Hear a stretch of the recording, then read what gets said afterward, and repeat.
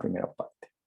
Bueno, entonces lo que vamos a hacer el día de hoy, en este aspecto, es introducirnos a lo que sería eh, un proceso de investigación. O sea, vamos a trabajar en torno a una investigación, ¿vale? Y cómo, digamos, cualquier psicólogo o psicóloga utiliza, ¿vale? Utiliza mm, dentro de su ejercicio profesional. Digamos que quiero como mostrarles, compartirles algo en este momento que quizás les pueda llamar la atención. Em, el DANE, ¿no? Tiene una clasificación de ocupaciones. ¿Sí? En esa clasificación de ocupaciones, el grupo primario de los psicólogos, digamos que estamos en una gran área, ¿no? Que es la área de los científicos, intelectuales y profesionales. Y dentro de esa área es el código 2, es el que se utiliza para esa área.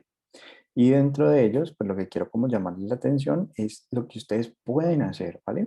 En términos generales. Entonces, dice examinar el comportamiento y diagnosticar alteraciones emocionales y psicológicas, analizar la influencia de factores hereditarios, ambientales y de otro género, aconsejar a pacientes y administrar terapias o tratamientos, investigar, aplicar teorías relacionadas con el comportamiento y los procesos mentales, idear, organizar y efectuar pruebas psicológicas para determinar aspectos referidos a la inteligencia, el aprendizaje, la memoria, la percepción, desarrollo de facultades y aptitudes y disposiciones, interpretar y evaluar los resultados y brindar asesoramiento al respecto, analizar la influencia de factores hereditarios, sociales, profesionales y de otro género sobre la manera de pensar y el comportamiento de cada persona, realizar entrevistas de carácter terapéutico, consultivo y prestar servicios de apoyo u orientación subsiguiente para lograr un mayor desarrollo de adaptación personal, social y vocacional. Fíjense aquí que no dicen desde el psicoanálisis o desde el humanismo. No, es una competencia como general. O sea, es un lugar que ustedes con su profesión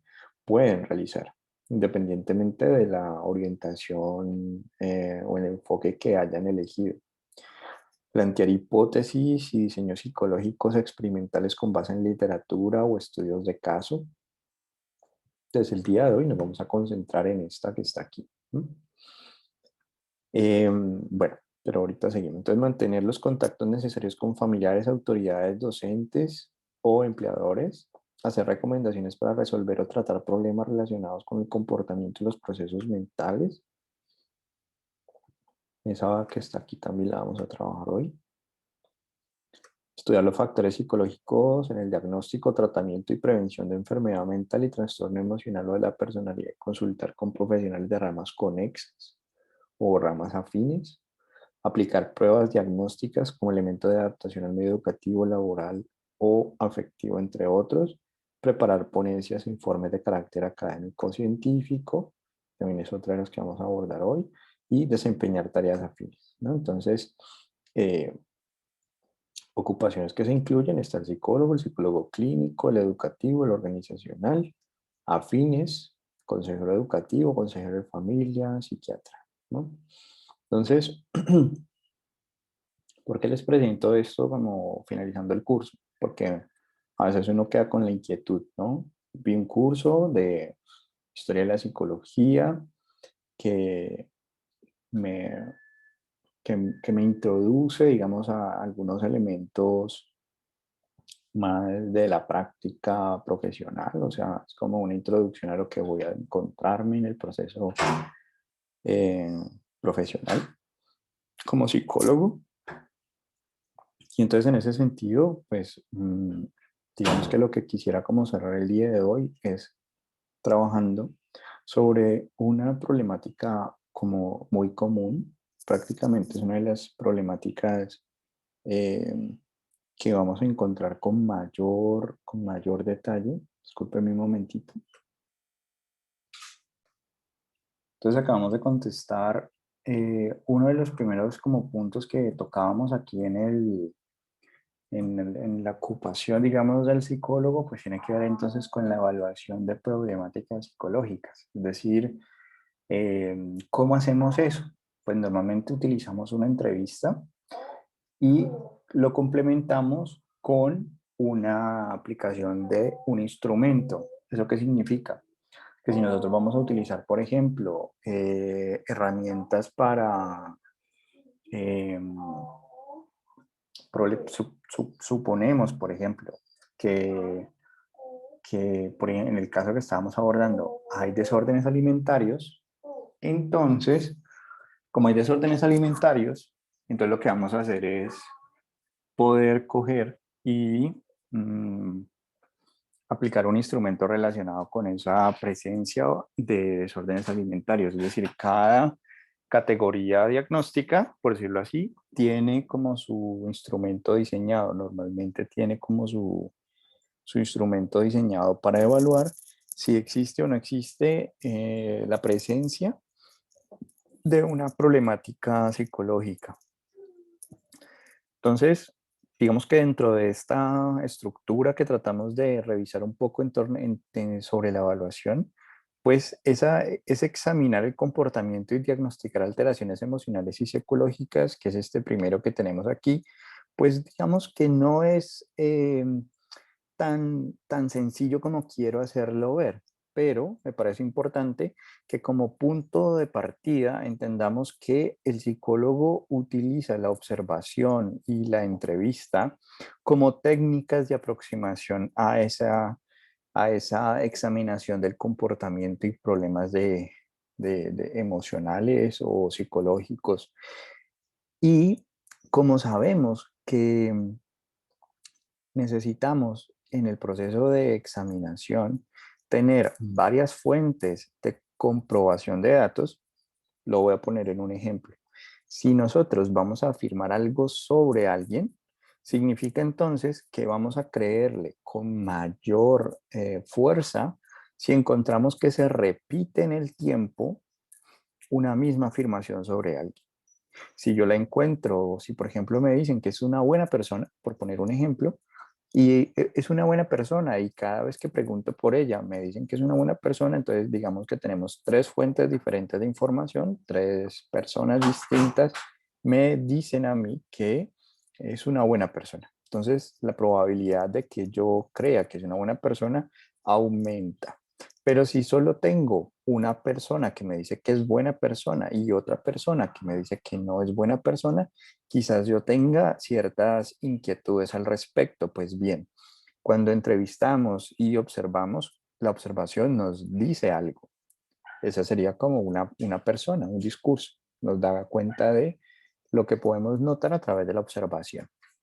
Ustedes van a aprender sobre qué aspectos nos vamos a fijar cuando observamos. Entonces, a eso proceso como tal lo denominamos la técnica de la observación. Em, Esa técnica de observación, pues empezamos a trabajarla un poco cuando hacíamos ejercicios un poco de qué es lo que veíamos y dónde lo veíamos y hallazgos subjetivos y hallazgos objetivos y practicamos un poco allí al respecto, pues hacía alusión un poco también a la observación como técnica. Podríamos hablar pues mucho más sobre la observación, igualmente sobre la técnica de la entrevista. Entonces, esas dos técnicas pues son las que normalmente nosotros estaríamos más familiarizados como psicólogos, pero también los psicólogos utilizamos como elementos complementarios a esa examinación una tercera fuente de información, que normalmente es la utilización de instrumentos. Entonces, esa utilización de instrumentos, eh, ¿cuál es nuestra tarea como psicólogos? Seleccionar el mejor instrumento. Es decir, ¿cómo seleccionamos el mejor instrumento? Vamos a mirar si ese instrumento ha sido utilizado previamente en población similar a la que nosotros queremos eh, explorar y a su vez también vamos a mirar lo que tiene que ver con el margen de error o el margen de equivocación que tiene ese instrumento. Lo que nosotros deseamos es algo superior, ¿vale? Una confianza superior.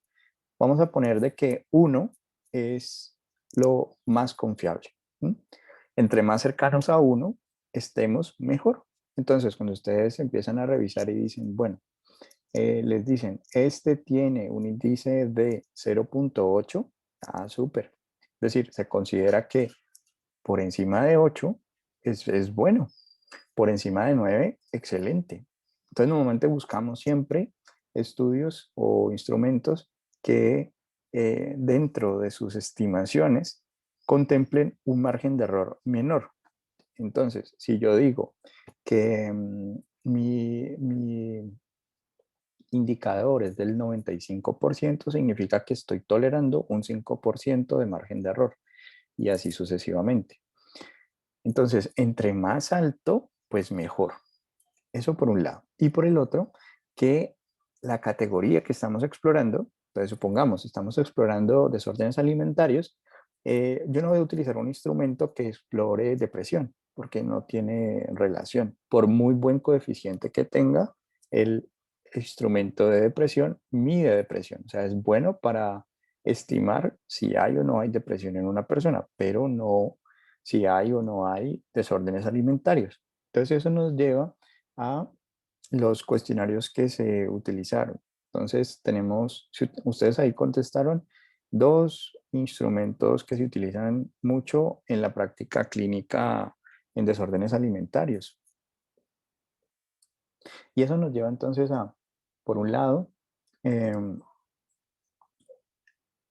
dar cuenta de si existe o no existe un desorden alimentario y por otro lado, empezar a notar si existe alguna relación entre un desorden alimentario, por ejemplo, y una condición de base. Entonces, por ejemplo, dice analizar la influencia de factores hereditarios.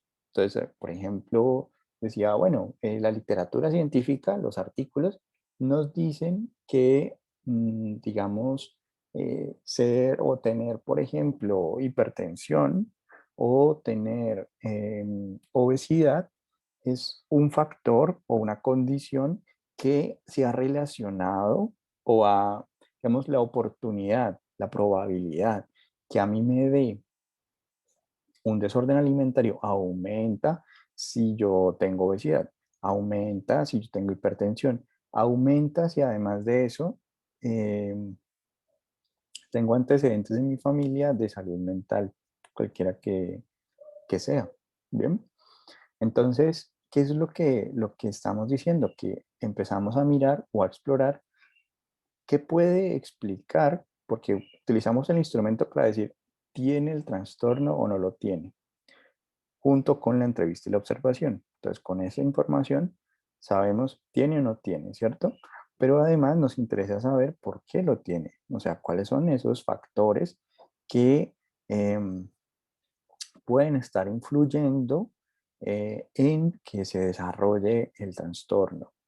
Entonces, eso digamos que es algo interesante porque nos pone a nosotros como si fuéramos científicos donde mm, tomamos a una persona y cuando la miramos a esa persona, entendemos que esa persona tiene un proceso de adaptación al medio ambiente y que en ese proceso de adaptación al medio ambiente ella ha modificado el medio ambiente y el medio ambiente la ha modificado a ella. En ese sentido, entonces, miramos tanto las condiciones personales, es decir, que están en la persona, como las condiciones ambientales que en ese entramado de interacciones persona y medio pueda generar una condición de enfermedad. Y como condición, entonces, lo que la literatura nos dice es que hay condiciones que si se modifica el ambiente, ¿vale? Y se modifica aspectos de la persona, la condición tiende a paliarse, a disminuirse, es decir, a sanarse, ¿vale? Y pues nosotros, como psicólogos, pues estamos como en ese ámbito. No solamente de decirle a una persona que tiene, sino también por qué lo tiene y qué puede hacer para mejorar esa condición. Entonces, aquí pues hemos hablado un Profe, poco. ¿Sí? una pregunta entonces, ¿cuántas pruebas o exámenes tenemos que darle al paciente para que se sepa que tiene por lo menos un problema de depresión, sabiendo que de pronto esa persona puede mentir o puede ser un gran actor para ocultar su inseguridad? sabiendo que como estamos haciendo de pronto el método científico, entonces, ¿cuántas pruebas tenemos que darle para que uno, siendo profesional, uno ya se sienta seguro de que sí tiene depresión y no tiene otra cosa? Bueno, mira, pues normalmente se acostumbra a una regla que es una triada, o sea, por lo menos tres. Tres, porque un instrumento te da, cada instrumento tiene una limitación, o sea, tiene un alcance.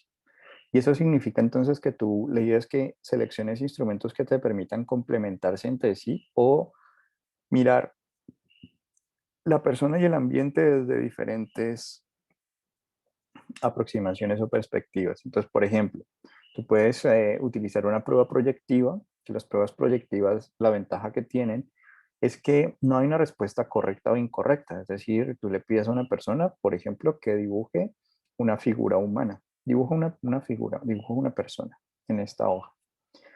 Y eh, a través de lo que escribe, de lo que empieza a realizar, eh, nosotros le preguntamos, bueno, qué parte del cuerpo te gustó, o si nos puede contar una historia sobre qué fue lo que dibujó, cómo se llama, si tiene hijos, cuántos años tiene, qué hace, bueno, una historia en torno al dibujo.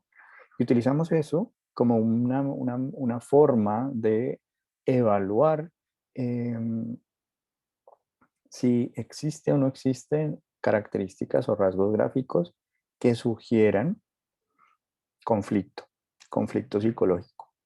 Entonces, puede que en la entrevista la persona te dice, no, yo estoy sano, estoy perfecto, no presento ningún problema, pero en la proyección que hace de su dibujo, identificamos rasgos que sugieren lo contrario, ¿vale? Entonces, digamos, eso es interesante. Pero, o sea, sí, me parece muy interesante eso, profe, pero supongamos que para un niño, o sea, yo he visto videos donde han sido niños abusados sexualmente y les ponen como dibujar por lo menos lo que más sueñan, ¿cierto? Entonces siempre sueñan como con el abusador, pues tocándolo y de todo. Entonces como que creo que la mentalidad del niño como es más inocente, puede manifestar más como su realidad, pero yo me pregunto en el caso de un adulto que se pone de pronto a dibujar, usted le dice, bueno, dibuje algo que más le temes, ¿cierto? Entonces lo dibuja de una manera concreta. Yo veo eso, yo digo, pues en sí, ¿qué me puede manifestar si yo solamente leí un ejemplo y que me lo representara? Pero yo cómo puedo saber si esa persona en sí está manifestando, yo qué sé, la depresión y comparo un dibujo con una persona normal le estoy diciendo que haga el mismo ejemplo que la persona, entre comillas, enferma y es prácticamente igual. Entonces, ¿yo cómo puedo diferenciar eso? No sé si me voy a entender la pregunta. Sí, digamos que lo que te inquieta es un poco indicadores, o sea, hay como dos aspectos de la pregunta. Uno, que es, digamos, cómo sé cuando una persona me engaña a mí como Uh -huh. psicólogo. Y por el otro lado, qué indicador puede utilizar para saber que pues está relacionado con el anterior, pero qué indicador puede utilizar para saber que hay pues un trauma, ¿no? Un trauma, un trastorno. Em, entonces, pues bueno, ahí para contestarte a esa pregunta, uno podría salir fácilmente de esa pregunta diciéndote, pues eso lo vas a aprender en la carrera a medida que vas creciendo, digamos, a nivel de formación. Yo puedo tener un doctorado en psicología clínica, eh, que eso no me exime de que me engañen, ¿sí? Eso no me exime de encontrarme una persona que me indica todas las señales que utilizo, es decir, todos los instrumentos, las entrevistas, las observaciones, me indican que pues, es un paciente que no va a cometer, digamos, un delito o no va a agredir a otra persona o no se va a suicidar o no va a hacerle daño a nadie, pero yo me puedo equivocar, ¿sí? O sea, por eso digamos que cuando hablábamos un poco de la ética en psicología, hablábamos de que todo lo que nosotros reportamos lo hacemos con la evidencia. Es decir, yo utilicé este instrumento y acorde con este instrumento afirmamos esto, afirmamos que no hay un trauma, afirmamos que es una persona que mm, está mintiendo, porque tenemos diferente información. Un instrumento me sugiere una cosa, otro instrumento me sugiere otra. Entonces no hay consistencia. ¿Qué buscamos? Un patrón. sea, buscamos identificar entre los instrumentos, por eso nunca utilizas un solo instrumento.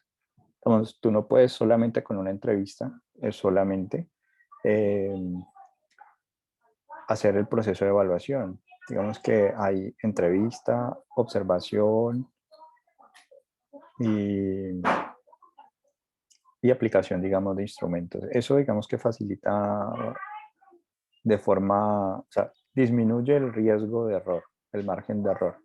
Porque en últimas Profe, hablamos en términos de probabilidad. Dime. con respecto a eso, yo sé que ustedes nos han enseñado mucho que la expresión corporal es muy importante, ¿no? Pero por lo menos he visto algunos artículos así científicos o videos de ciertos psicólogos que dicen que pues tampoco es que sea muy recomendable apoyarse mucho Salud. en la expresión. Ah, no, fue mi mamá. Ah, sí, salud. Ajá. Y que dicen que, bueno, no es tan recomendable porque hay como, no me acuerdo si era el 80% de falla en diagnosticar de pronto si, supongamos, los videos que usted ha mostrado de la serie de los argentinos que, supongamos que esta persona se movió así. Ajá, Entonces en uno puede decir, training. ah, no, Sí. ajá, tiene una tendencia. Pero muchos como investigadores han dicho que no, no es tan, es como muy pseudocientífico, como Ajá. aportarse mucho la expresión corporal. No sé si sea algo que ya está demostrado, aún siguen estando en investigaciones, o sea, eso me interesa, pero pues, Claro, no sé. claro. Por eso, digamos que como un axioma, que un axioma es como una regla que deberías de tener, digamos, en tu proceso de evaluación, es de que un rasgo gráfico, por ejemplo, un dibujo, sin la entrevista clínica, o sea, sin que tú hagas un proceso de exploración de quién es la persona, eh, no puedes a partir de ese dibujo concluir que hay un trauma o concluir que hay un desorden o lo que sea, porque estaríamos nosotros tomando un dibujo y proyectando nuestras eh, proyecciones, no son las de nuestro paciente. Entonces, ¿cómo disminuimos el margen de error? Y lo disminuimos analizándonos. O sea, todo psicólogo que haga procesos de evaluación debería hacer proceso clínico, número uno. ¿Por qué? Porque en el proceso clínico yo puedo diferenciar qué es mío y qué es del paciente. ¿Listo? Dos, cuando haga un ejercicio de observación, ¿vale?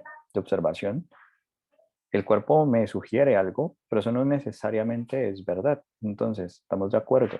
Eh, Hay personas que se cruzan de brazos y se cruzan de brazos no porque estén cerrados ante el mundo o porque no quieren participar en un grupo. Llegan a un grupo y se cruzan de piernas, se cruzan de brazos, se cierran. O sea, es una postura corporal completamente cerrada. Entonces, yo digo, ah, claro, como está cerrado, pues entonces no va a participar, está, digamos, aislado al grupo, etcétera. Hago todo ese tipo de interpretaciones, pero si yo le pregunto a él o a ella por qué está cerrado o cerrada, la respuesta puede ser porque tiene dolor de espalda. Y la posición más cómoda para estar cuando no tiene dolor de espalda es estar, estoy descansando aquí, de esta forma. No puedo estar erguido, me duele. Estar abierto, me duele. Bien.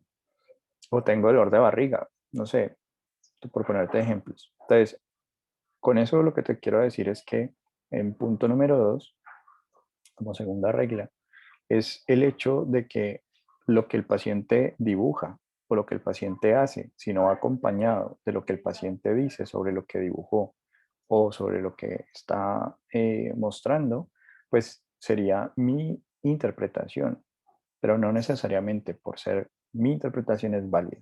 O sea, yo puedo tener un doctorado en psicología clínica, vuelvo al ejemplo, que eso no va a garantizarme a mí no equivocarme. O sea, claro, tengo más experiencia, más formación teórica, etcétera, etcétera, que me permiten eh, disminuir el margen de error. Perfecto. Pero eso no significa que el margen de error no esté allí. Yo lo tengo que acompañar entonces de los axiomas que acabamos de mencionar. O sea, siempre acompañar el dibujo. Entonces, yo creo que yo ya les había colocado este ejemplo. Eh, Estoy evaluando niños que vienen de conflicto armado, dibujan una masacre, o sea, dibujan balas, sangre, autobuses quemados, etcétera. Y cuando pues los psicólogos dicen, claro, mire cómo están traumados estos niños, han sido víctimas de la violencia y todo ese asunto, ¿cierto? Y con eso yo les pregunto a los niños, bueno, ¿y qué fue lo que dibujaron? Y resulta que los niños dicen, no, estábamos viendo las marchas, o no, estábamos viendo una película anoche de Rambo, no sé. O sea, él no está retratando su realidad, está retratando la que vio en una película. Entonces, si yo me quedo con el dibujo, pues voy a decir, uy, estos niños están traumados como están representando su trauma en el dibujo. Y resulta que no. Tengo que entonces, como axioma, lo que se dibuja, o sea, un grafismo, un trazo o una posición corporal, debe ir acompañada de historia clínica y debe ir acompañada también, debe ir acompañada entonces de historia clínica y debe ir acompañada también de verificación con el paciente. O sea, ¿qué quisiste representar aquí? ¿Qué es esto? Entonces hay psicólogos o psicólogas que se escandalizan cuando los niños pintan de negro sombras y monstruos y cosas así, sangre, dientes, no, que la violencia, entonces que las puntas son indicador de violencia. Sí, pero si no acompañado de preguntar, es mi proyección, ¿vale? Es mi proyección. Puede que yo diga, me gustan los zombies, me encanta pintar zombies y yo no le tengo miedo. Pero si yo me quedo con esa idea, pues puedo decir, ah, claro.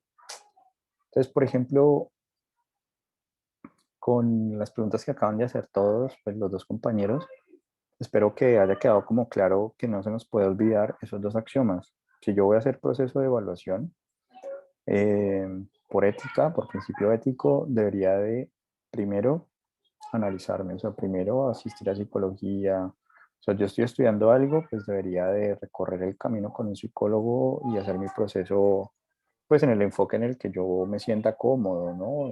O con el psicólogo en el que me sienta cómodo, voy a una sesión, si no me gusta, pues voy a otro lugar, o sea, eh, hasta que dé con quien me sienta cómodo, o sea, la primera sesión es súper importante para eso, ¿sí?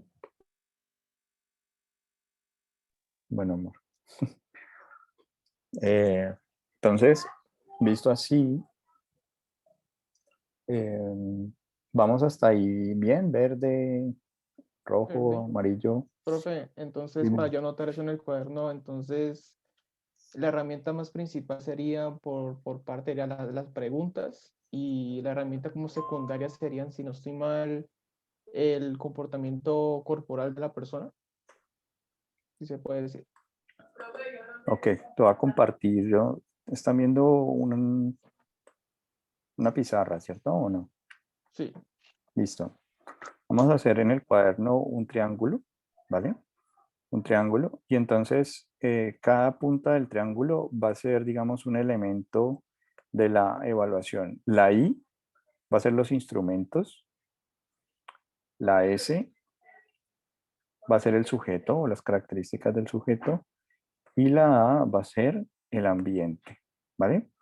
Y en el centro, pues va a estar el proceso de evaluación, por decirlo así. Es decir, que evaluar es una relación entre condiciones ambientales. Entonces, si tú evalúas en medio del ruido, en medio de que te están hablando, en medio de que hay disparos, en medio de, pues esa condición ambiental puede incidir mucho sobre cómo el sujeto responde a los instrumentos que tú utilices. Y en esos instrumentos, pues va desde la observación, la entrevista y instrumentos tanto de proyectivos como los instrumentos basados en procesos o en resultados. Entonces, el ambiente pues va desde tener una buena iluminación, tener un espacio adecuado para la evaluación, adecuado al tamaño. Entonces a veces uno tiene un ambiente de evaluación donde la silla es una silla supremamente incómoda, una mesa supremamente incómoda, una silla que es para adultos, pero ahí sentamos a un niño y entonces el niño le queda el escritorio supremamente alto y cosas de ese estilo, ¿no?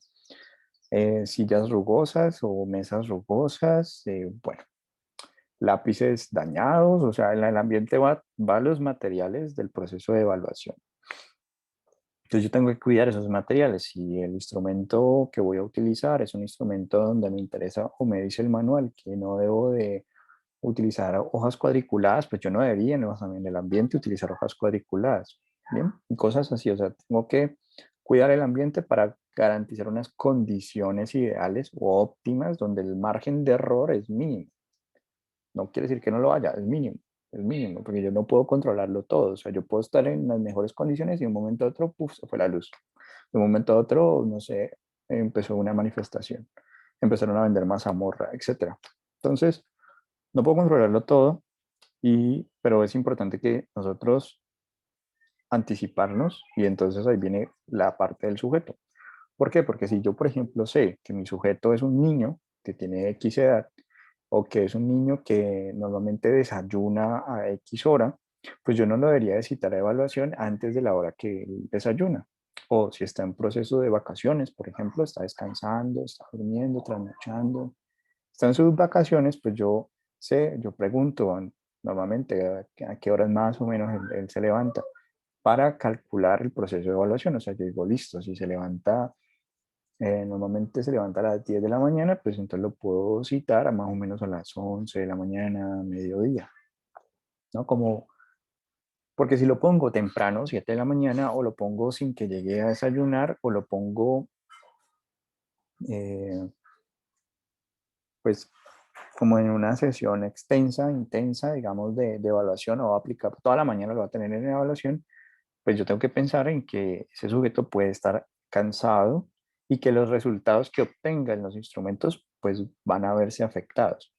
Entonces, el sujeto como tal, pues es importante que nosotros lo reconozcamos dentro de, entonces, no, voy a evaluar un adulto mayor, pues si voy a utilizar una prueba de lápiz y papel, pues esa prueba de lápiz y papel, si tiene cataratas o si tiene gafas, y esas gafas pues están mal formuladas porque es un adulto mayor que vive una pensión y la pensión pues no le alcanza para ir a actualizar sus gafas y todo este asunto, pues yo debería de pensar en otra alternativa de evaluación que no pase por lápiz y papel, porque yo ya de entrada sé que por no ver bien, el procesamiento visual pues va a estar debilitado, ¿no? Entonces, debería de considerarlo al menos en cómo voy a controlar, a facilitarle al sujeto para que los instrumentos reflejen realmente, hagan de cuenta que los instrumentos son como microscopios o telescopios, dependiendo cómo ustedes lo quieran poner. O sea, hay instrumentos que les permiten ver muy grande, o sea, lo que está en la distancia, y hay instrumentos que les permiten ver al detalle. O sea, hay instrumentos para ver una hojita, y hay instrumentos para ver una rama, y hay instrumentos para ver el árbol,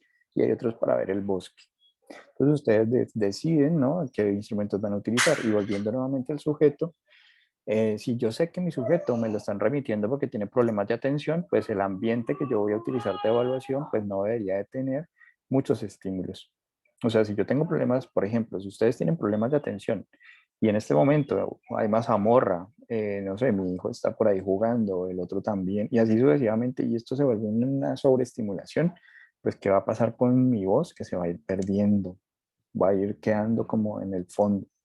Entonces pasa lo mismo. Entonces digamos que yo tengo que reconocer un poco al sujeto. Por eso, normalmente dentro de los procesos de evaluación, con primera infancia, infancia, o sea, el procedimiento, por decirlo así, normalmente siempre es una entrevista con el cuidador o los padres, porque ahí yo ya preparo el ambiente para evaluar al niño.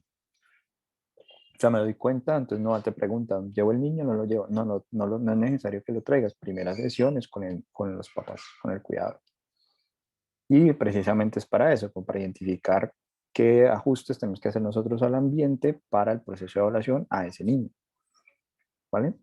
Y pues los Profe, instrumentos, ¿cómo? una pregunta, pero hay pruebas que se tienen que ejecutar en situaciones de estrés determinado para generar un tipo de respuesta eh, como más a priori, ¿no? Como yo me imagino, claro que usted ha escuchado eso, pues entonces, digamos, en comparación a este tipo de consultas o en este tipo de tratamientos, ¿por qué en una se requiere el estrés, digamos, para las pruebas o para las situaciones o para las preguntas y en otro tiene que ser así como tan un ambiente como tan perfecto para generar un buen diagnóstico? Yo también le iba a preguntar, profe. Ok. Es decir, pues, si te entiendo, si les entiendo bien, pues la pregunta, voy a ponerla como en mis palabras y ustedes me dicen si sí o si no. Em, por ejemplo, una situación de abuso sexual, digamos que no se le puede dar largas al proceso de evaluación, ¿no? Digamos que es como inmediato, hay que aplicar inmediatamente la entrevista, inmediatamente como el proceso. Eh, no sé si lo entendí por ahí o también lo entendí por el lado de, por ejemplo, cuando ustedes presentan un saber 11, por ejemplo, un examen, un parcial, donde tienen el estrés de, de, de me están evaluando y cómo ese estrés puede afectar también el proceso o los resultados, ¿no? Es decir, cómo mi estado emocional, mi estado afectivo, cómo puede jugarme en contra y que pues que yo no sepa cómo manejar, digamos, mi ansiedad, mi estrés y demás, y me vaya mal, ¿no? O mis resultados estén negativos. ¿Es algo así?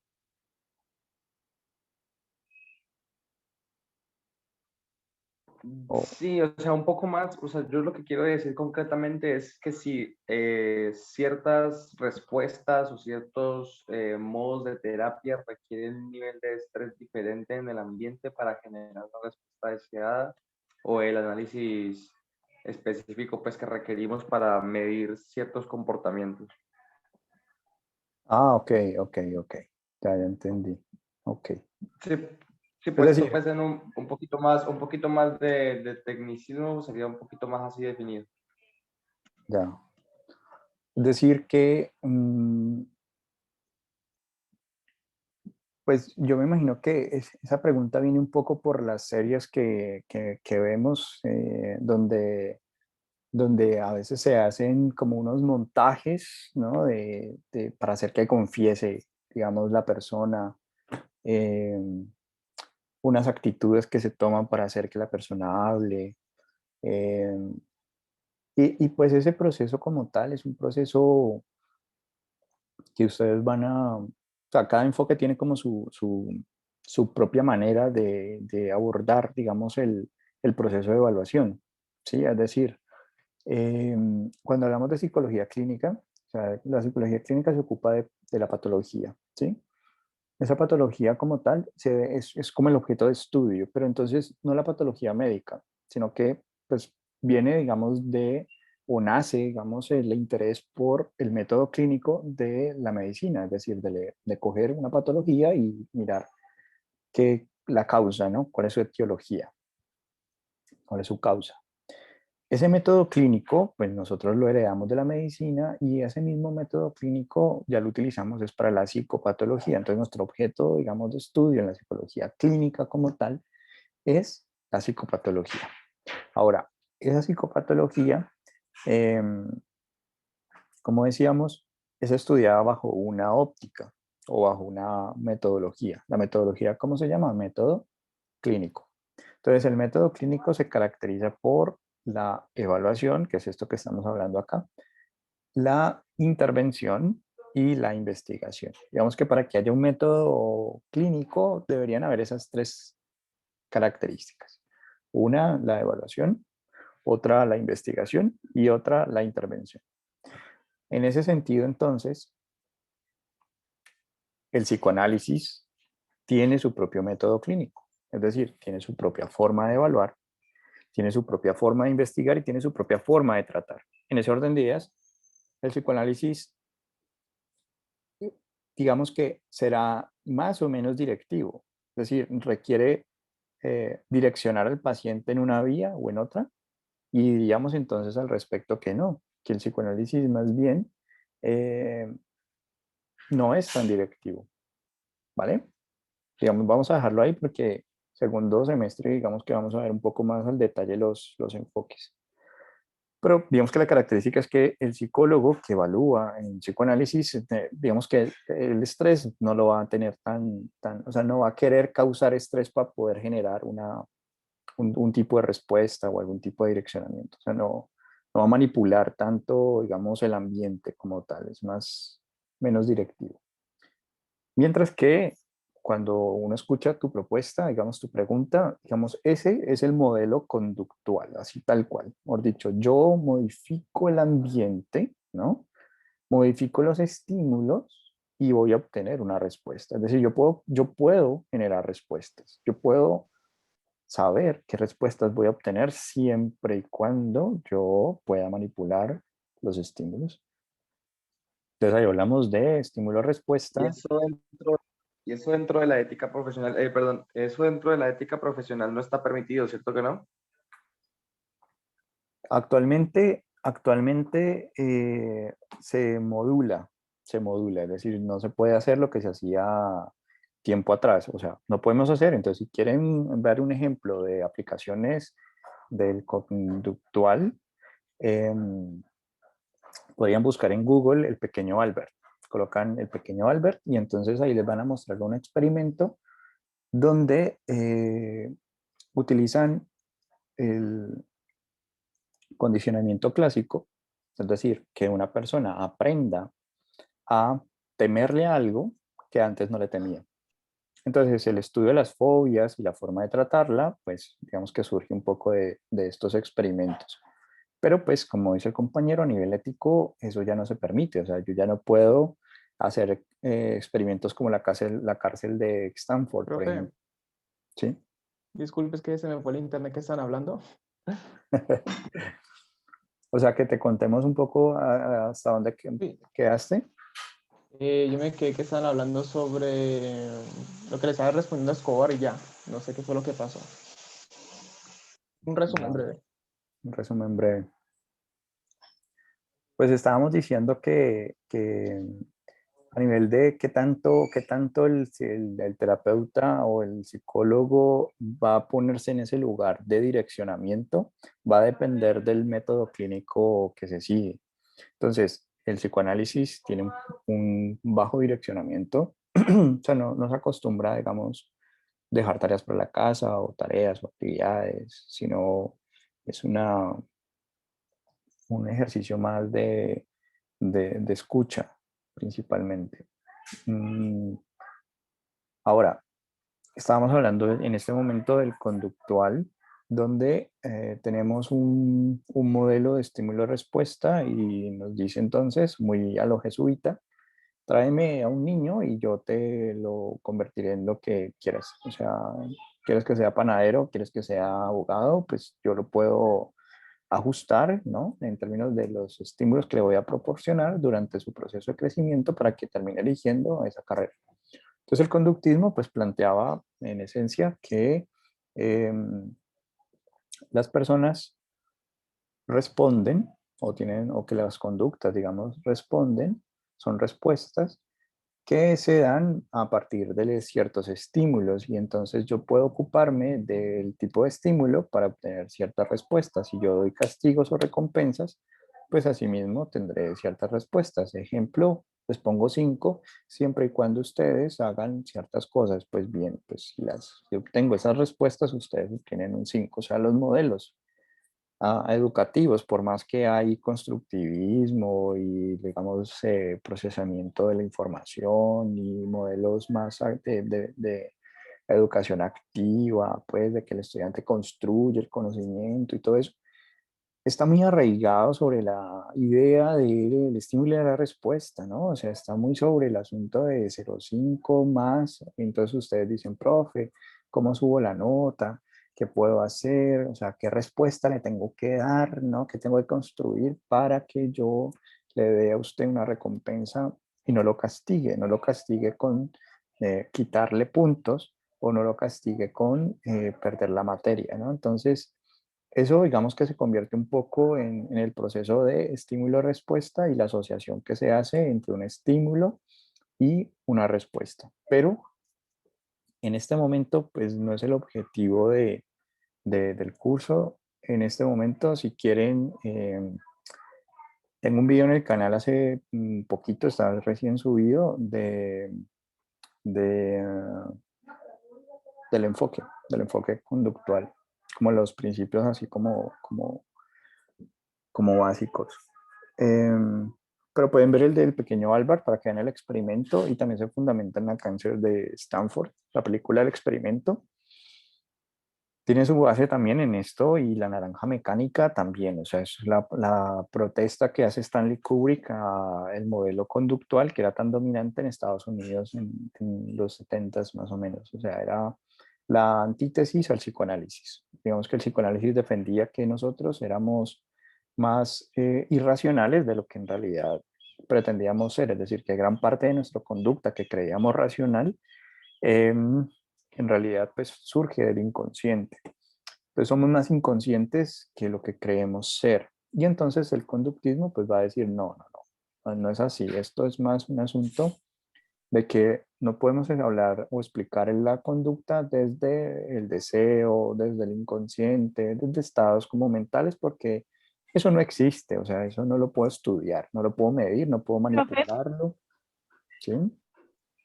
yo alguna vez estaba escuchando algo parecido, Ajá, pero decían que en las escuelas psicológicas en Argentina creo que era que de pronto por estas concepciones o estas teorías psicológicas sobre el subconsciente y esas cosas, se ajá. había dado un atraso en todo lo que era investigación y teorías pues nuevas para la psicología, o sea que se había dado un atraso por ese tipo de teorías. Pues no sé, yo alguna Ah, vez lo ok, ok. escuché. Bueno, esto ya digamos que es el opus dei de la psicología, mejor dicho. Algo así como no pudimos avanzar en ciencia porque el hombre era hijo de Dios y entonces no se podía estudiar. Era un santo, intocable.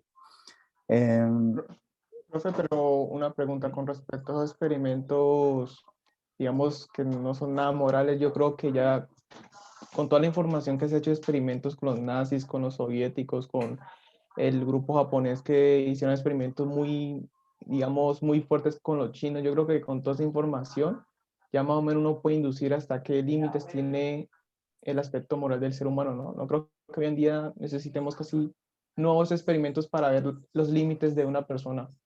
O quizás sí, no lo sé. sí, de hecho, pues actualmente ustedes saben que hay una técnica de edición genética en estos momentos donde la ciencia ha ido tan avanzando, o sea, tan avanzada que eh, ha O llevado a sea, que éticamente, profe, ¿sí? disculpe por interrumpirlo, pero por lo menos ya que se me ocurrió la idea, el ejemplo de la gente que se pierde por el mar y quedan dos personas, entonces uno tiene como más tendencia a ir al canibalismo por el simple hecho de tener la acción natural o de supervivencia de tener hambre, de comer. Entonces uno dice, bueno, ahí están de pronto los límites morales o los límites del ser y de ir del ser al ser como animal, como el ser de la supervivencia, puede ser. Ujú. No sé. Pues no creo que sea así como necesario hacer un experimento y todo perfeccionado. De pronto, ¿cuál es el límite de pronto de una persona alcanzar a violar a una persona por instinto natural? No creo que hay Ujú. mucha información suficiente para ya de pronto desmontar una teoría, creo yo. Es que digamos que los desarrollos, o sea, la experiencia social humana que nosotros tenemos en relación a diferentes campos, siempre se va a encontrar con el asunto de cómo impacta la vida de los seres humanos. Y a veces ese cómo impacta se puede predecir y en otras ocasiones no. En otras ocasiones, por ejemplo, se dan cuenta que eso que era antes no sé, una cura termina siendo que termina causando cáncer o que termina causando eh, enfermedades pues, en general. Entonces, para eso, digamos que se crea, digamos, la vigilancia ética a los desarrollos científicos, es decir, que no todo, no todo, por muy buena intención que yo tenga de mejorar la vida de las personas, eh, estemos, digamos, listos a nivel filosófico, espiritual y científico para asumirle o para asumir ese cambio. Digamos que eso nos lleva pues a un debate más de bioética, es decir, la aplicación de las normas en los seres humanos, mejor dicho, y cómo salvaguardamos la vida y entonces ahí ustedes dirán, bueno, profe, pero pues una cosa es la norma, ¿no? Y otra muy diferente es cuando usted tiene hambre y otra muy diferente es cuando usted tiene pues una necesidad. ¿dónde queda la norma? O sea, usted sabe que no puede matar, usted sabe que no puede comer pues a un ser humano, pero pues si usted tiene hambre y no tiene más alternativas, pues ¿qué hace? ¿No? Y entonces ahí, por ejemplo, reflexiones interesantes al respecto, hay un libro que se llama Conversaciones entre un filósofo y un científico. Es ética, pero yo lo uso, lo tengo por aquí a la mano. Bueno, pero nos estamos yendo por las ramas. O sea, yo sé que las preguntas que ustedes hacen son muy valiosas, son necesarias. Se llama Temas de Ética y Epistemología de la Ciencia. Por si lo quieren googlear, buscar, etcétera. Es un ¿Cómo, profe? libro, se llama Temas de Ética y Epistemología de la Ciencia, diálogos entre un filósofo y un científico. Entonces ahí viene como todo el entramado de lo que estamos pues hablando, ¿no? Para que lo puedan como revisar al menos algún capítulo. Por ahí hay algunos capítulos libres, gratuitos. Creo que nosotros en el curso leímos uno de estos, creo que el primer capítulo, si no estoy mal.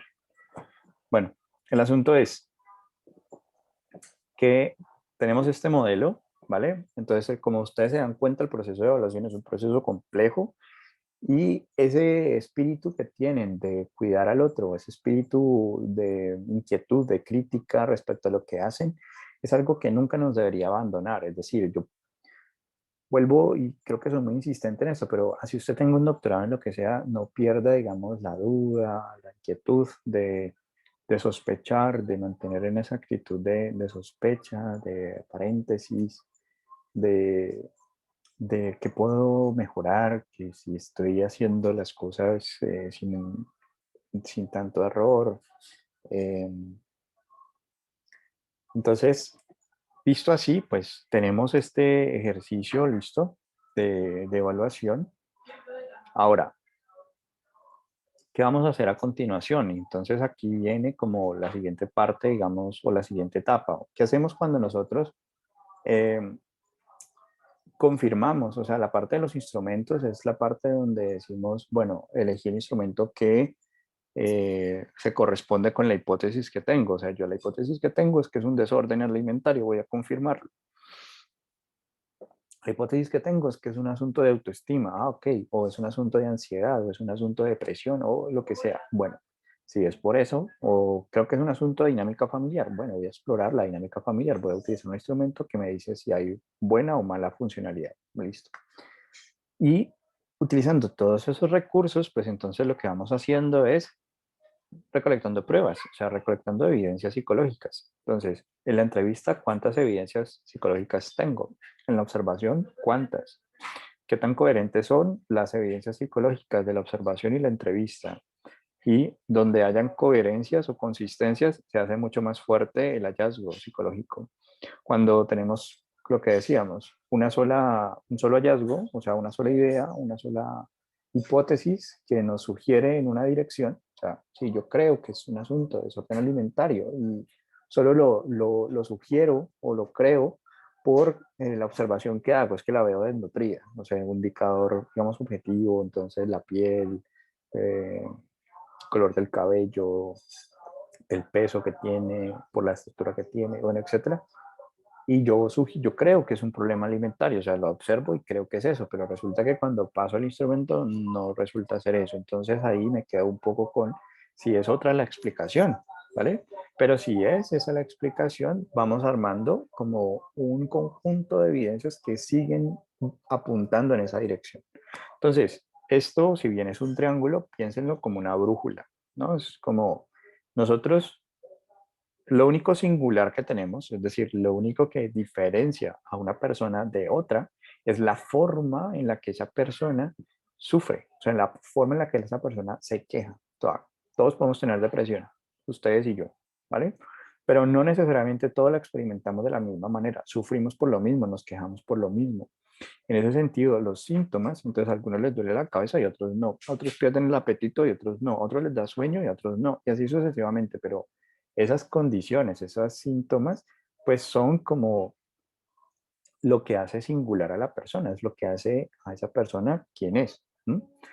En ese sentido, pues no es una versión, o no es una perspectiva pues patologizante de la persona, sino que es una manera de no perdernos en el camino de lo que estamos nosotros haciendo, es decir, reconociendo a la persona que le hace falta algo, ¿no? Que se queja por algo, que nunca es suficiente. O sea, nosotros nunca estamos contentos con nada. O sea, tengo un buen profesor, pero a este profesor le falta esto. Tengo una buena universidad, pero a esta universidad le falta eso. Tengo una buena computadora, pero salió una nueva. Y así sucesivamente. Tengo una novia perfecta, pero es que hay otra chica o así, ¿no? Entonces, nunca estamos como que lo suficientemente satisfechos y ahí entonces viene como el asunto de entender que en el proceso de evaluación, pues lo que tratamos de hacer es un poco singularizar, un poco no perder de vista al sujeto.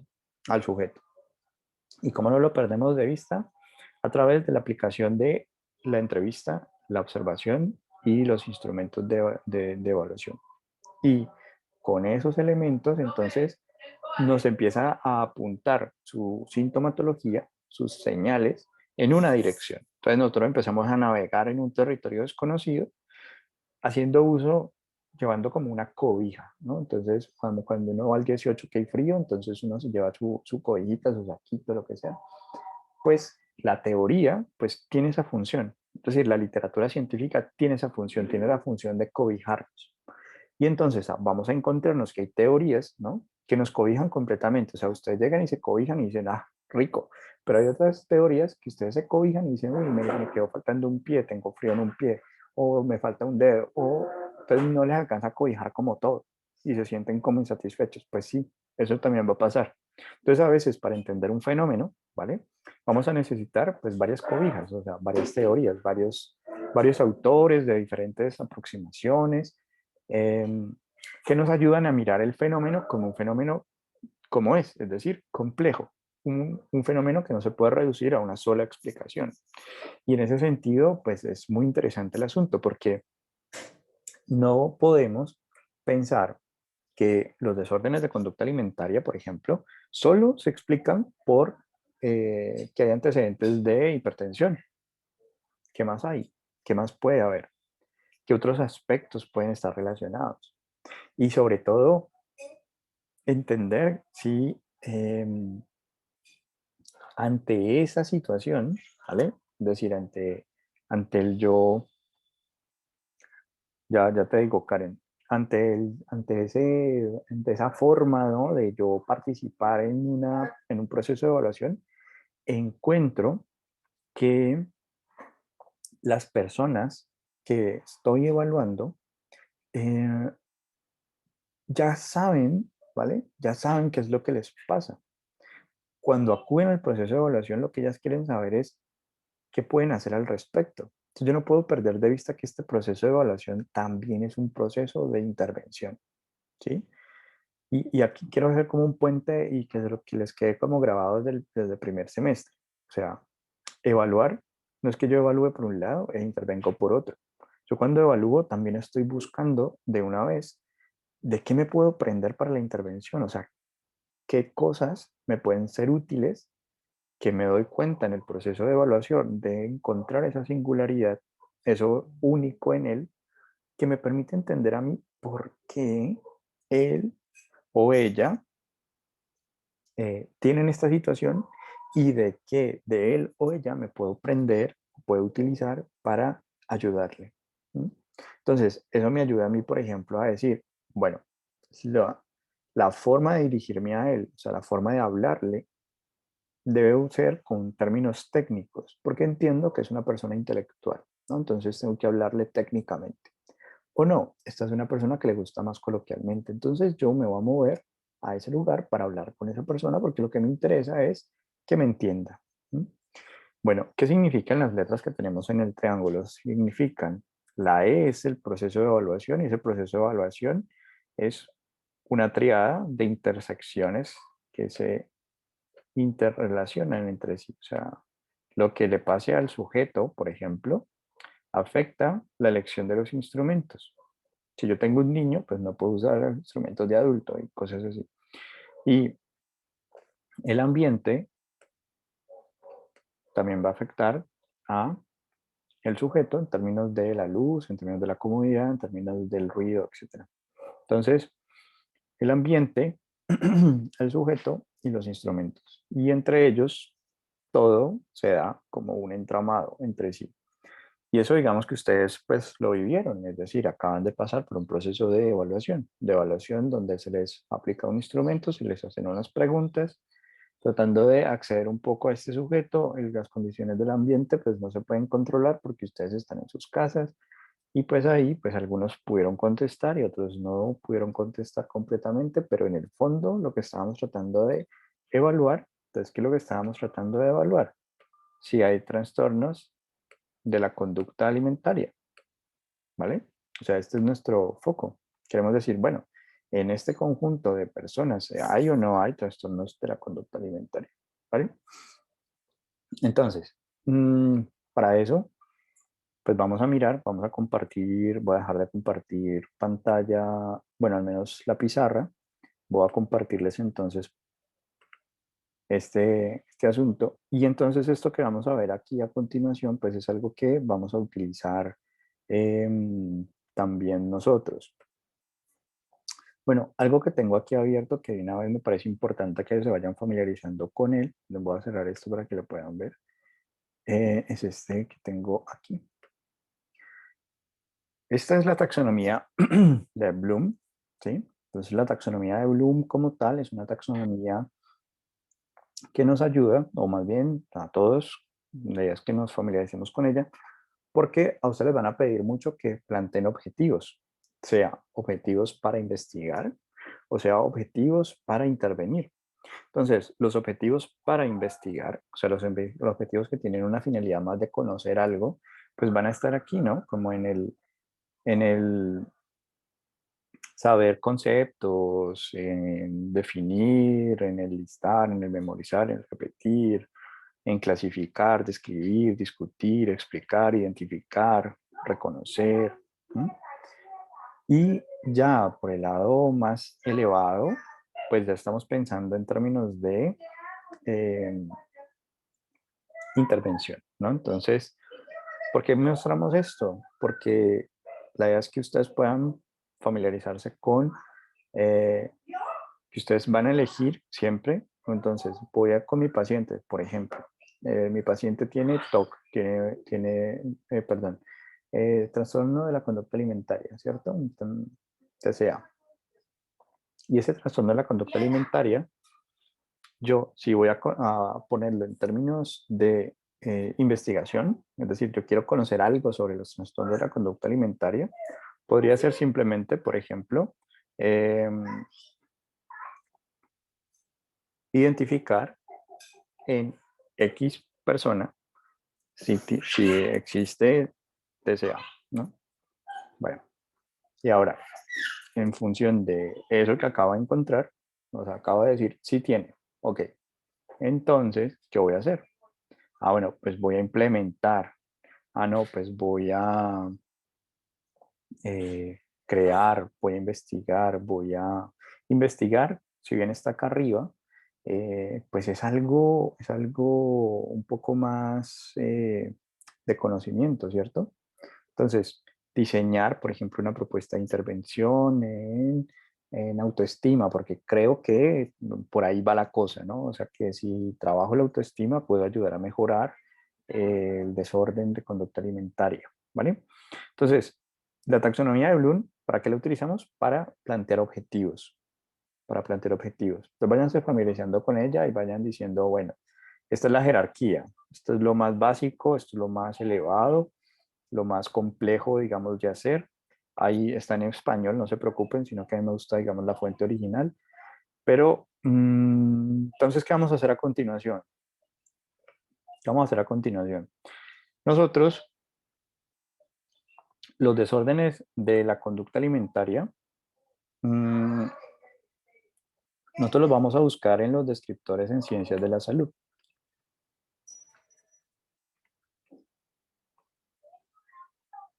Entonces, cuando estamos en descriptores en ciencias de la salud, normalmente eso nos va a enviar a una página que van a encontrar, más que lo tengo como imágenes, Pues sí, se ve así.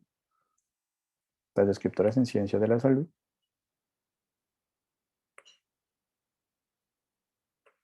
Con esos descriptores, entonces vamos aquí a consultar al desk.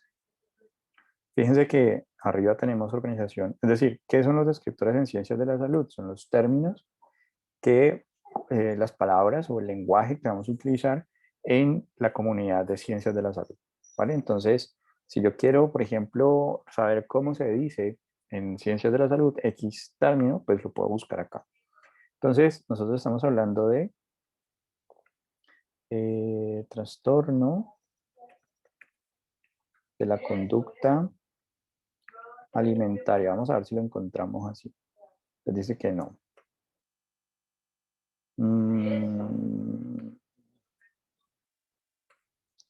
Conducta alimentaria. Entonces aquí tenemos conducta alimentaria. Vamos a la categoría grande. Entonces en psiquiatría, psicología, conducta y mecanismos de conducta, y digamos que podemos hacerlo de forma diferente como para encontrar términos, irnos familiarizando un poco con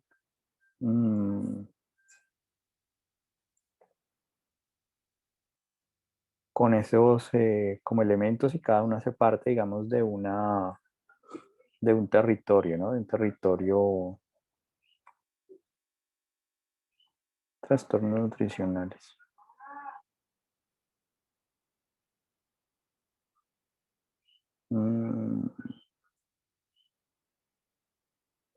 Trastornos de la alimentación y de la ingesta de alimentos.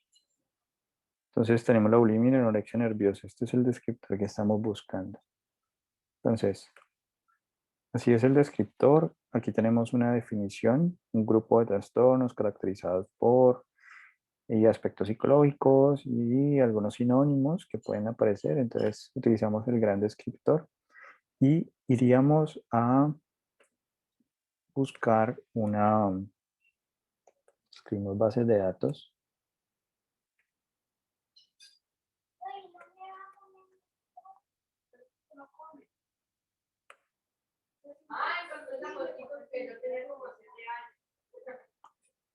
Entonces, en bases de datos de la universidad, nosotros vamos a ir primero a Scopus. Vamos a utilizar Scopus principalmente. Aquí ingresan como ustedes ingresarían a consultar sus notas. Entonces, la misma forma.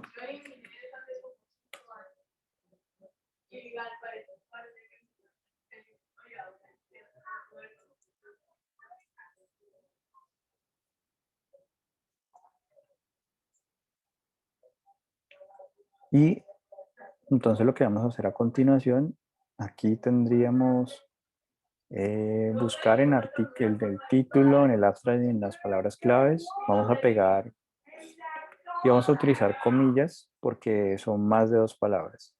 Si lo dejamos sin comillas, él va a buscar por cada palabra de forma independiente. Entonces lo vamos a dejar así.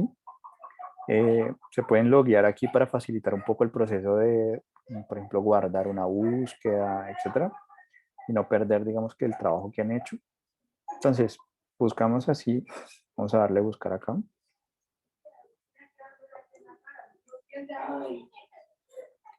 Y entonces tenemos 4.956 documentos. ¿Listo? ¿Qué vamos a hacer? Voy a filtrarlo por los últimos 2 años. O sea, solo vamos a leer lo más reciente que tenemos al respecto. Los últimos 2 años. Vamos a centrarlo exclusivamente en psicología. Y vamos a dejarlo exclusivamente en artículo y en revisión.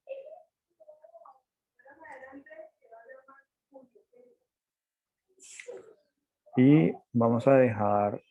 Una cosa, antes de que se termine la clase, ya sea a final de la clase, usted más o menos nos puede decir qué temas tendríamos que repasar para el parcial, porque pues a veces hablamos de muchos temas, entonces no sé cuál podría parcial o qué temas son como extras de lo que estamos hablando dentro de la clase. Entonces al final se lo puede decir. Ajá.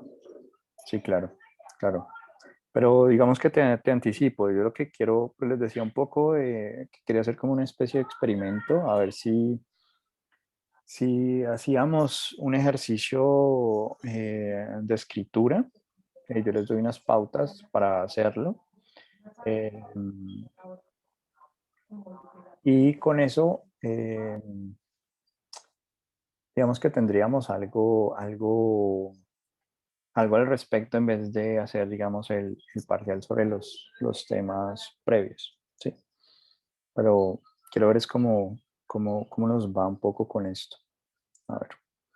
Pero si no, si tuviéramos que hacer parcial de evaluación, serían los últimos 2 videos, básicamente los temas que hemos último tratado. Sobre memoria, o sea, cognición, memoria y dispositivos básicos del aprendizaje y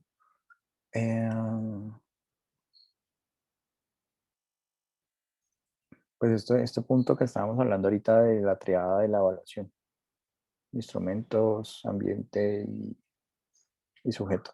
Y ya. Entonces, profe, cuando termine la clase, nos podría enviar la grabación lo más pronto posible para poder, digamos, tomar apuntes respecto a unos detalles concisos que usted dio respecto a ese triángulo en especial. Sí, sí, apenas termine se las comparto. Profe, Vale, disculpe, muchas gracias. cognición, memoria y qué más. Dispositivos básicos del aprendizaje, base orientadora de la acción, eh, y lo de hoy de la triada que hemos revisado, ¿no? De evaluación.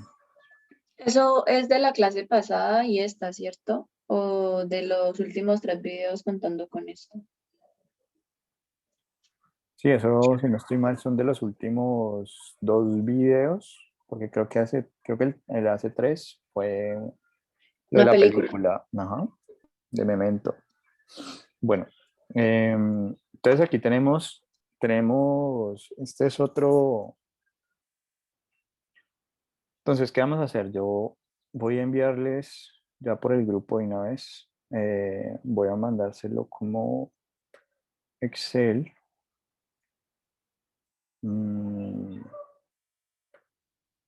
Bueno, me interesa que aparezca el año, que aparezca el autor, que aparezca el DOI.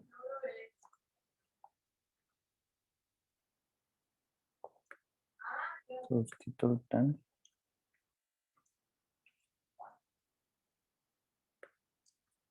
En type, resumen y palabras indexadas. Ok.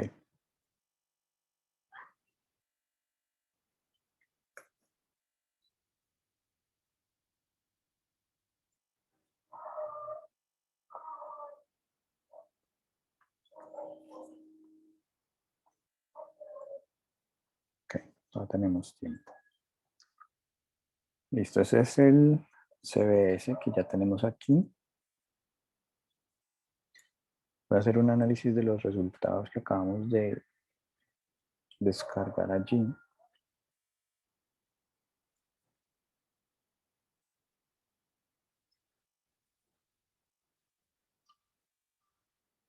Ok, entonces los documentos por año no es tan importante como verlo, pero sí, por ejemplo, por autor. Estos son los 15 autores más importantes en materia de desórdenes alimentarios en psicología. Estos señores que están aquí, estos 15. Aquí están, a ver, 1, 2, 3, 4, 5, 6, 7, 8, 9 y 10. Y 10, nosotros somos un salón más o menos de casi 80. Casi 80 estudiantes, entonces 234. Aguanta. Entonces aquí tenemos los principales autores que podríamos nosotros referenciar o leer. Ok. Listo. Entonces, ¿qué vamos a hacer? De una vez, ya que ustedes están ahí conectados, yo voy a abrir la fuente en Scopus que acabamos de descargar.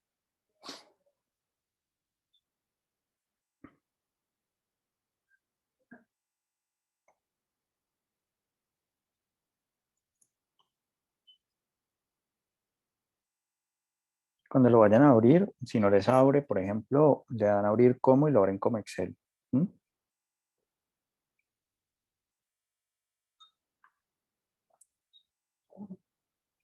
Listo, entonces aquí tenemos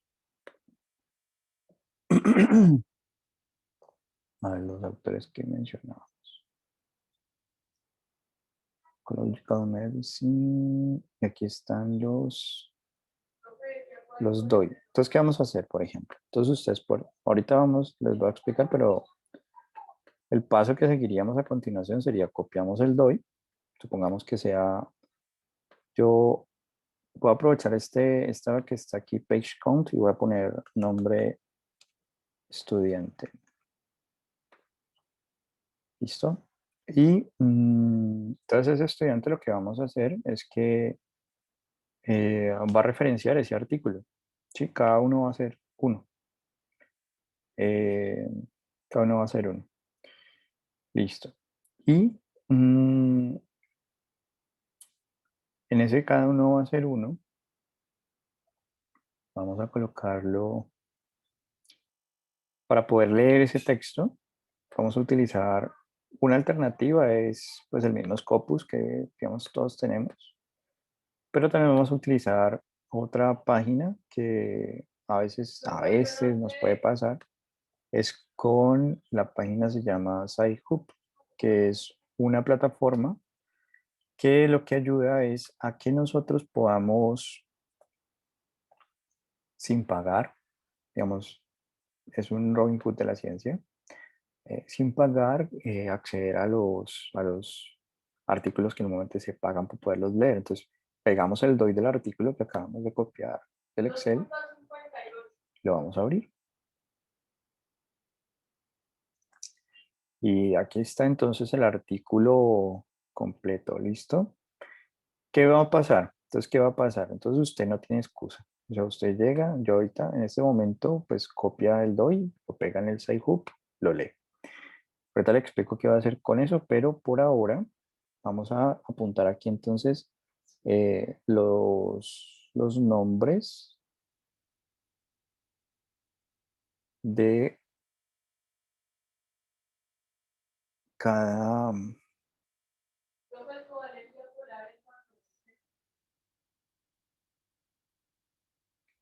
de cada estudiante, ¿listo?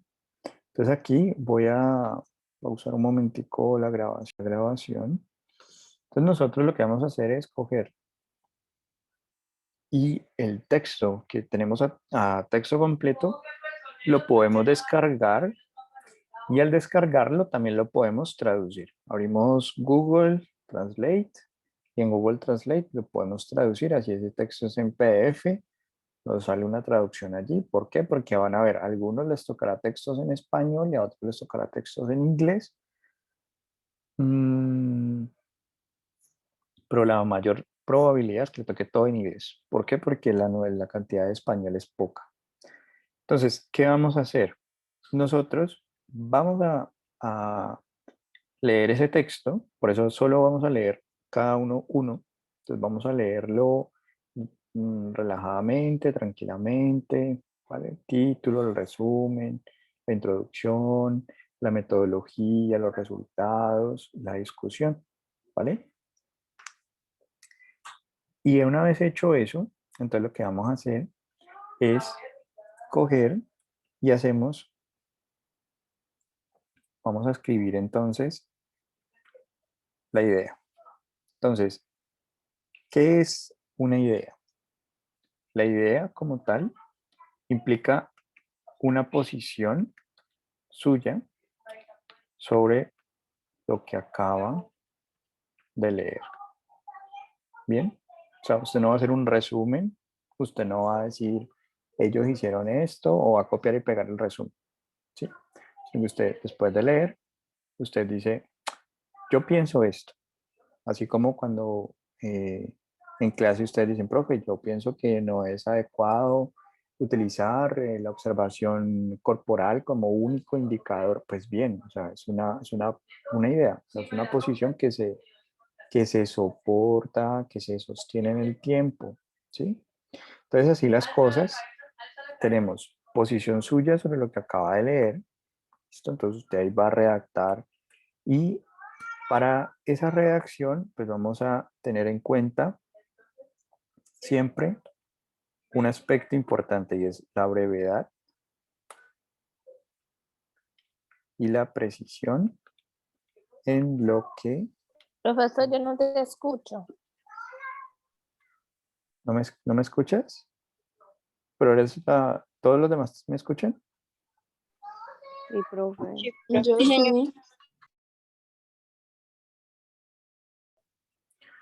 Listo. Entonces, brevedad y la precisión en lo que se escribe, ¿listo? Entonces, en esa brevedad y precisión en lo que escribimos, significa que, por ejemplo, si yo digo, existen muchos problemas, ¿vale? ¿Qué es lo que está fallando ahí? La precisión. ¿Por qué? Porque no estamos aclarando a cuáles problemas nos estamos refiriendo. ¿Bien? Entonces, una característica en esa posición suya de lo que acaba de leer es que usted tiene que ser preciso. Si usted dice, hay muchos problemas, ¿cuáles problemas? Existen múltiples causas, ¿cuáles causas? Bien, o sea, vamos a ser muy, muy precisos en lo que vamos a escribir, ¿vale? Y no existe un número final de ideas, es decir, vamos a jerarquizar las ideas. Entonces, ¿qué significa una jerarquía? Una jerarquía significa que tenemos de lo más importante a lo menos importante. ¿Listo? Entonces, la primera idea, por lo tanto, que usted escribe, es lo que usted considera la más importante. ¿Listo? Entonces, lo más importante es lo primero a escribir.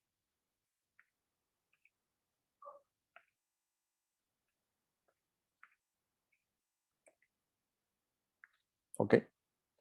Con la característica de ser breve y preciso. O sea, si lo puede decir en menos palabras, de una forma más clara, pues mejor. Entonces usted primero escriba y luego depura, luego edita. Voy a mirar aquí el chat.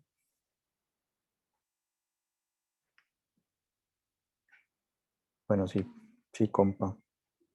Sí, compañera Paula, es tu compu.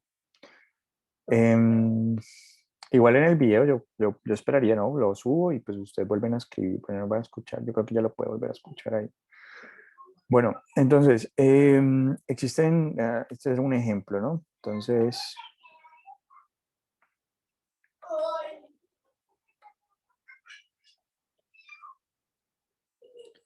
problema de precisión. Entonces podemos tener varias ideas. Yo ya cuando les envíe la guía les digo cuándo, pero pensémoslo para por lo menos unas 2 semanas, o sea, finalizando 31 de mayo más o menos, por allá. ¿Listo? Existen muchos problemas. Problema de precisión, habría que aquí clarificarlo. Luego de que colocamos o desarrollamos esa idea, bien, entonces vamos a utilizar una cita indirecta o directa. Para eso yo les voy a poner aquí un link APA, séptima edición, para que se guíen sobre cómo hacer una cita indirecta o una cita directa y que van a colocar ahí. ¿Listo? Y van a utilizar también conectores entre ideas. Les voy a poner aquí también un link de conectores para que utilicen. Y Vamos entonces a colocar siempre las ideas semejantes con semejantes. ¿Sí? Entonces aquí voy a ponerlo en mayúscula, una idea por párrafo. Creo que esto es lo más difícil de hacer para ustedes en este momento, porque a veces tienen fuga de ideas, entonces tienen párrafos donde hay 4 o 5 ideas que no están completamente desarrolladas. Entonces, una idea por párrafo nos ayuda a eso precisamente. Una idea por párrafo que entonces tiene una posición suya sobre lo que acaba de leer, con una cita indirecta o directa, y un asunto de conectores y pues, una guía como semejante con semejante en una jerarquía, donde lo más importante va arriba y así sucesivamente hacia abajo. ¿Vale? Y al final vamos a colocar unas referencias. Y las referencias van a colocarse también según APA. ¿Vale? ¿Ok? Entonces, cada uno, digamos que va a enviar, digamos que su escrito sobre ese aspecto con esos criterios, es decir, que le voy a evaluar yo, que pues usted tenga una idea suya respecto de lo que yo, que se haya cuidado en términos de tratarlo de escribir lo mejor posible que puede hacerlo, con la mayor precisión posible, la mayor brevedad posible, utilizando APA durante todo el texto, utilizando conectores, dejando una idea por párrafo, un orden jerárquico, o sea, se entiende, digamos, la jerarquía, las ideas van interconectadas entre sí, siguiendo una secuencia lógica, jerárquica. Y pues, dado eso, pues vamos a tener ya elaborado por lo menos, al menos, un párrafo. Mínimo, pues, un párrafo, pero un buen párrafo, un buen párrafo bien hecho. ¿Listo? La idea es que no sean amarrados, no sean tacaños, o sea, si el texto que leyeron les permitió más ideas, pues genial. O sea, no es como, ay, profe, pues, ¿cuánto es lo mínimo para pasar la materia? 2 párrafos. No, sino una lógica diferente, una lógica de, leí esto y quiero escribir, animarme a escribir al respecto, ¿vale? Dado que la creatividad, sí, dime. Disculpe, y las referencias que usted dice, pero si usted nos manda el texto, como ahí, o qué Claro, referencias, no claro, es se ir ahí. utilizaría, sino que aquí el proceso, digamos, en el Excel no está adecuadamente referenciado, ¿sí? O sea, habría que construirlo, habría que hacerlo según...